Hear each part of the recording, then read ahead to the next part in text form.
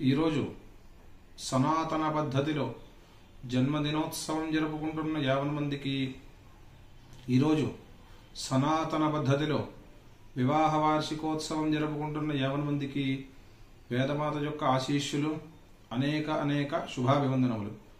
ఆశీర్వచనం.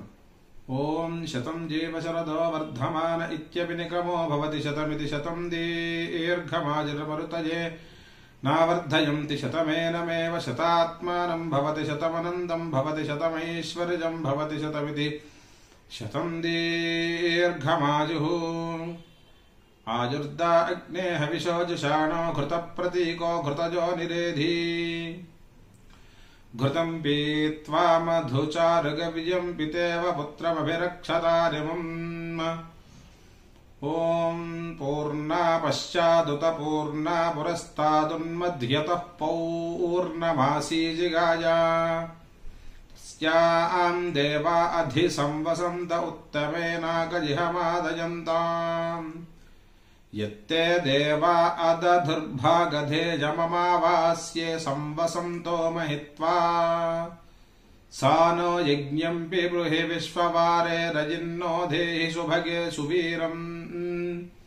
निवेशनी संगमनी वसूनां विश्वारूपाणि वसून्यावेशयन्ति. सहस्रपोषगं सुभगारराणासान आगनुवर्चसा संविधाना.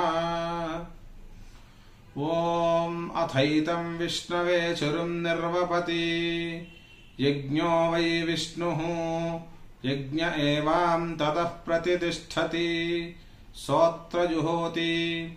विष्णवे स्वाहा यज्ञाय स्वाहा प्रतिष्ठायै स्वाहेति. शतमानं भवति शतायुः पुरुषः शतेन्द्रिय आयुष्येवेन्द्रिये प्रतिष्ठति. श्रियः कान्ताय कल्याणनिधये निधयेऽर्थिनाम्. श्रीवेङ्कटनिवासाय श्रीनिवासाय मङ्गलम्.